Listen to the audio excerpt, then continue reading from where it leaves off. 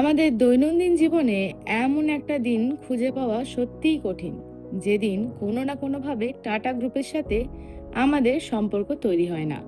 হয়তো সকালে বেরিয়েছেন টাটা মোটরসের কোনো গাড়ি চড়ে, দূরে কোথাও ভ্রমণে গেলে আজকের এয়ার ইন্ডিয়ার সঙ্গে রয়েছে টাটা গ্রুপের নাম। মুম্বাই গেলেই চোখে পড়বে ঐতিহ্যবাহী তাজ হোটেল, যার মালিকানাও টাটার।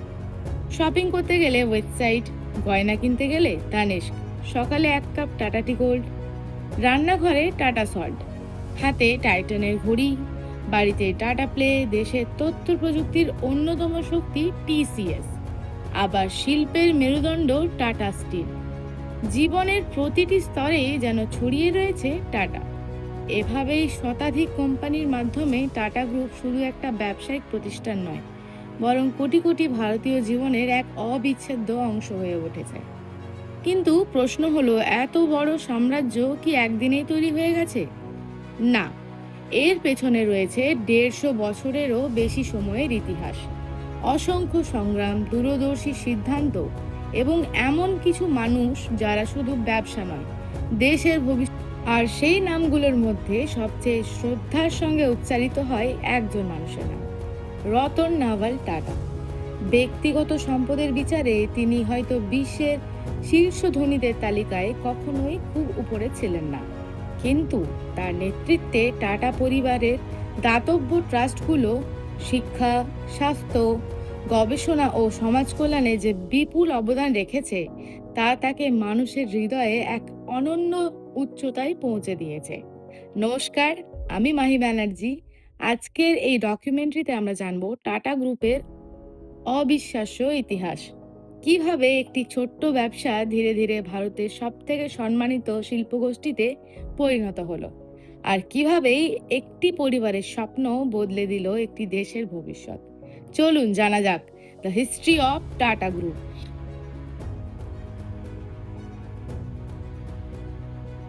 Has pioneered multiple industries in India and remains a market leader in most of them. It was Tatas who introduced a number of firsts. The first 8-hour day, the first leave with pay. I would prefer to live with the knowledge I have of upholding the values that we have and that we've tried to uphold through these years, rather than say that I've grown at 3 times the rate that we have.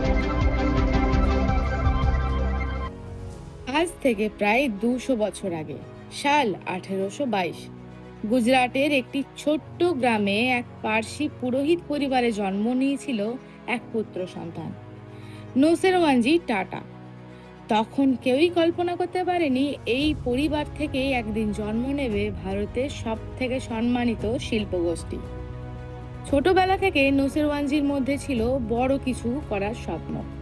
তাই মাত্র ২০ বছর বয়সে তিনি নিজের গ্রাম ছেড়ে পাড়ি দেন বাণিজ্য শহর বোম্বেতে, আজকের মুম্বাইয়ে। তবে তিনি একা আসেননি, খুব অল্প বয়সেই তার বিয়ে হয়ে গিয়েছিল, আর কয়েক বছরের মধ্যেই তিনি বাবাও হয়েছিলেন। তাই নতুন জীবনের স্বপ্ন নিয়ে স্ত্রী ও ছোট ছেলেকে সঙ্গে নিয়েই শুরু করেন জীবনের নতুন অধ্যায়। মুম্বাইয়ে এসে তিনি তুলা বা কটনের ব্যবসা শুরু করেন।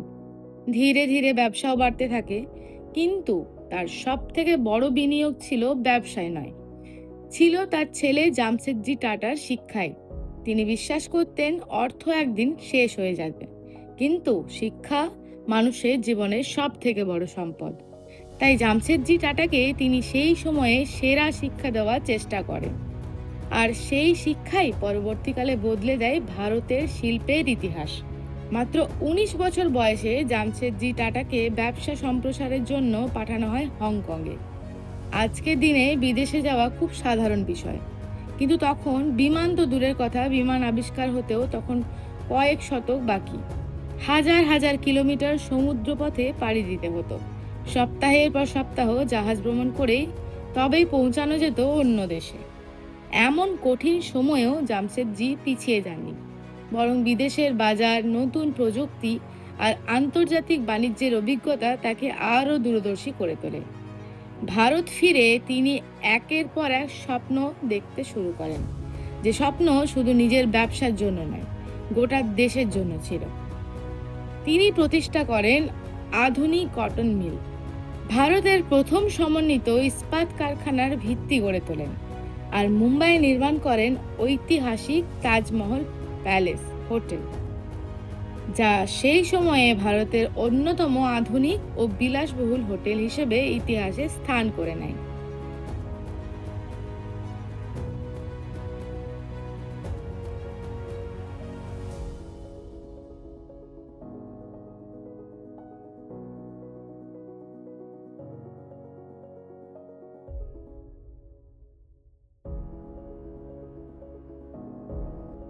সাল 1904, জামশেদজি টাটার জীবনের শেষ অধ্যায়ের পর্দা নেমে আসে। কিন্তু একজন মানুষের মৃত্যু হলেও তার স্বপ্নের মৃত্যু হয়নি। তিনি এমন এক শিল্প সাম্রাজ্যের ভিত্তি গড়ে দিয়ে গিয়েছিলেন যার উচ্চতায় পৌঁছানো আজও অনেকের পক্ষে কঠিন। আজও ভারতের অসংখ্য বড় বড় ব্যবসায়ী রয়েছে, অনেকেই বিপুল মুনাফাও অর্জন করে। কিন্তু জামশেদজি টাটার কাছে ব্যবসা মানে শুধু লাভ নয়, ব্যবসা মানে ছিল নীতি, সততা এবং মানুষের প্রতি দায়বদ্ধতা। 1877 সালে নাগপুরে তার প্রতিষ্ঠিত কটন মিলে কাজ করতেন হাজার হাজার শ্রমিক। তিনি লক্ষ্য করেছিলেন কর্মীদের মধ্যে অনীহা বাড়ছে, উপস্থিতির হারও সন্তোষজনক নয়। অনেক মালিকই হয়তো এই সমস্যার সমাধান করতেন কর্মী ছাঁটাই করে বা কঠোর শাস্তি দিয়ে, কিন্তু জামশেদজি সম্পূর্ণ ভিন্ন পথ বেছে নিলেন। তিনি ভাবলেন, যদি একজন কর্মী নিজের ভবিষ্যৎ দিয়ে নিরাপদ বোধ করেন তাহলে তিনি নিজের সর্বোচ্চটাই দেবেন। এই চিন্তা থেকে কর্মীদের জন্য চালু করা হয় প্রভিডেন্ট ফান্ডের ব্যবস্থা, দুর্ঘটনাজনিত ক্ষতিপূরণের সুবিধা এবং নানা ধরনের কল্যাণমূলক পরিকল্পনা। শুধু তাই নয়, কর্মী ও তাদের পরিবারের জন্য সামাজিক অনুষ্ঠান, সাংস্কৃতিক আয়োজন এবং বিভিন্ন কল্যাণমূলক কার্যক্রম চালু করা হয়েছিল। ধীরে ধীরে কারখানার পরিবেশও বদলে যেতে শুরু করলো। কর্মীদের মধ্যে তৈরি হলো আস্থা, ঐক্য এবং নিজের প্রতিষ্ঠানের প্রতি অন্যরকম ভালোবাসা। জামশেদজি শুধু একজন সফল ব্যবসায়ী ছিলেন না, তিনি ছিলেন একজন স্বপ্নদ্রষ্টা। তার জীবনে 4টি বড় স্বপ্ন ছিল। 1. ভারতের একটি বিশ্বমানের ইস্পাত কারখানা গড়ে তোলা। 2. জলবিদ্যুৎ প্রকল্প প্রতিষ্ঠান করা। 3. আন্তর্জাতিক মানের উচ্চ শিক্ষা ও গবেষণার প্রতিষ্ঠান তৈরি করা। এবং শেষে বিশ্বের সেরা মানের একটি বিলাসবহুল হোটেল তৈরি করা। তার জীবনদশায় সম্পূর্ণ বাস্তব রূপ পেয়েছিল তাজমহল প্যালেস হোটেল, বা যাকে আমরা তাজ হোটেল বলে জানি। আর 1904 সালে তার মৃত্যুর পর সেই অসমাপ্ত স্বপ্নগুলোকে নিজের দায়িত্ব হিসেবে তুলে নেন তার বড় ছেলে দোরাবজি টাটা। এরপর শুরু হয় টাটা গ্রুপের ইতিহাসের আরও এক অধ্যায়। 1912 সাল, বহু বছরের পরিশ্রমের ফল অবশেষে বাস্তবে রূপ নিল। টাটা স্টিল প্ল্যান্টে শুরু হলো ইস্পাত উৎপাদন। কিন্তু তখন কেউই জানতো না, খুব শিগগিরই এই কারখানা শুধু ভারতে নয়, বিশ্বের ইতিহাসেও এক গুরুত্বপূর্ণ অংশ হয়ে উঠবে। 1914 সালে শুরু হলো প্রথম বিশ্বযুদ্ধ।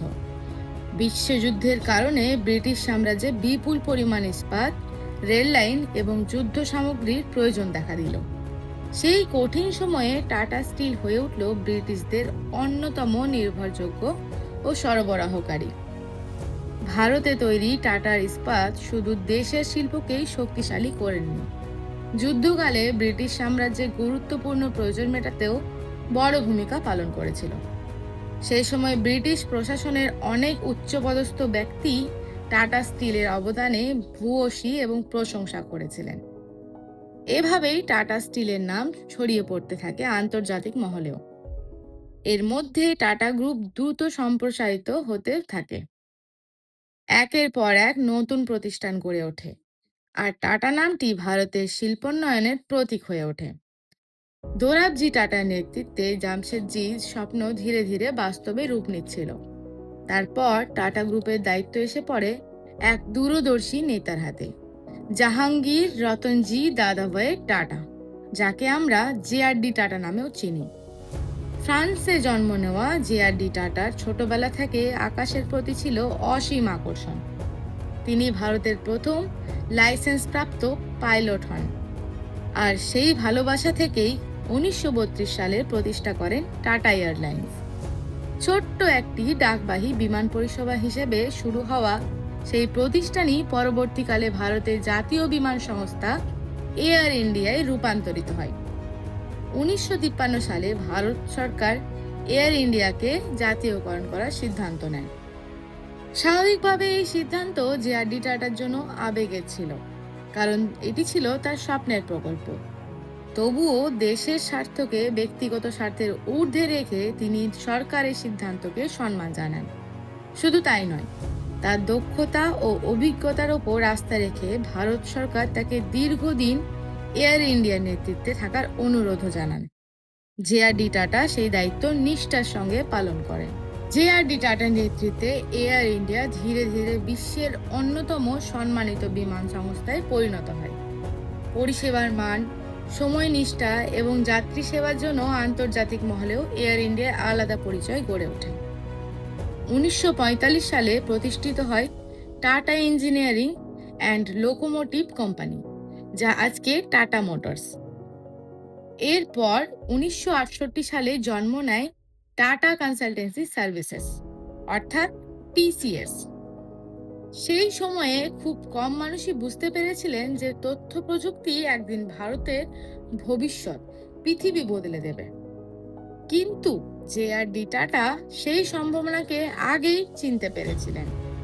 আজ টিসিএস শুধু ভারতের নয়, বিশ্বের অন্যতম বৃহৎ আইটি পরিষেবা সংস্থা এবং দেশের বৃহৎ বেসরকারি নিয়োগকর্তা। এতেই থেমে থাকেনি টাটা গ্রুপ।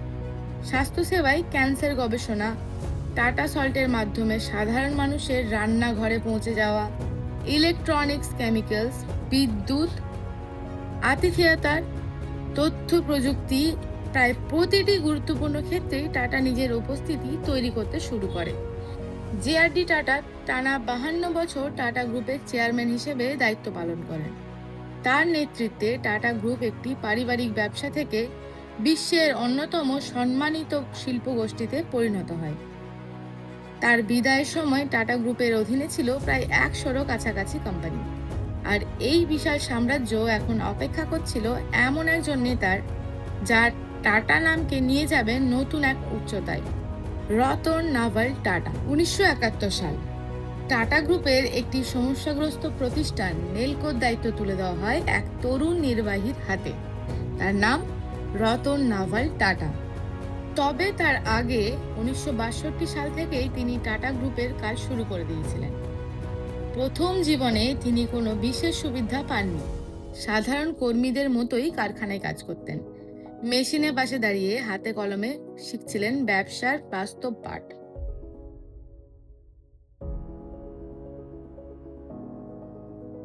নেলকোর দায়িত্ব পাওয়ার পর তিনি বুঝতে পারেন ভবিষ্যৎ শুধু প্রচলিত ইলেকট্রনিক্স নয়, যোগাযোগ প্রযুক্তি এবং স্যাটেলাইট ভিত্তিক ব্যবস্থার দিকেও এগোতে হবে। তাই তিনি কোম্পানিকে নতুন পথে নিয়ে যাওয়ার চেষ্টা করেন। ও এই অভিজ্ঞতায় প্রমাণ করে দিয়েছিল রতন টাটা শুধু একজন ম্যানেজার নন, তিনি একজন দূরদর্শী নেতা। 1991 সালে জেআরডি টাটা তার উত্তরসূরি হিসেবে রতন টাটার নাম ঘোষণা করেন। সেই বছরই রতন টাটা টাটা গ্রুপের চেয়ারম্যান হন, আর সেখান থেকেই শুরু হয় টাটা গ্রুপের ইতিহাসে নতুন এক অধ্যায়। তার নেতৃত্বে টাটা গ্রুপ বিশ্ববাজারে নিজেদের পরিচয় আরও শক্তিশালী করে। 2000 সালে অধিগ্রহণ করা হয় ব্রিটিশ চা কোম্পানি টেটি। 2007 সালে টাটা স্টিল কিনে নেয় ইউরোপের ইস্পাত জায়েন্ট কোরাস। আর 2008 সালে টাটা মোটরস অধিগ্রহণ করে বিশ্বের অন্যতম বিলাসবহুল গাড়ি নির্মাতা জ্যাগুয়ার ল্যান্ড রোভার। এই অধিগ্রহণগুলি শুধু ব্যবসায়িক সাফল্য ছিল না, এইগুলো ছিল বিশ্বের কাছে ভারতের শিল্পশক্তির পরিচয়।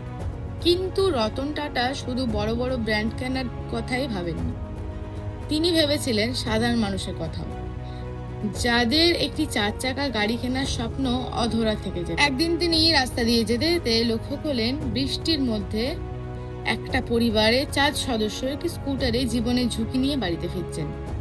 সেই দৃশ্য তাকে গভীরভাবে নাড়া দিয়েছিল।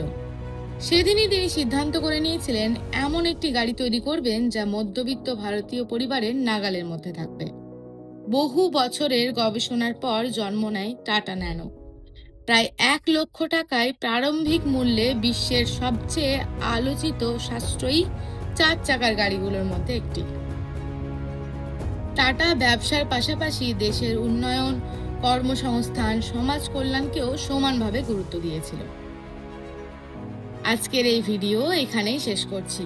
যদি ভিডিওটি ভালো লেগে থাকে তাহলে অবশ্যই একটা লাইক করে আপনার মতামত কমেন্টে জানাতে ভুলবেন না। আর এমনই তথ্যভিত্তিক ডকুমেন্টারি দেখতে চ্যানেলটি সাবস্ক্রাইব করে পাশে থাকবেন। দেখা হবে পরবর্তী ভিডিওতে।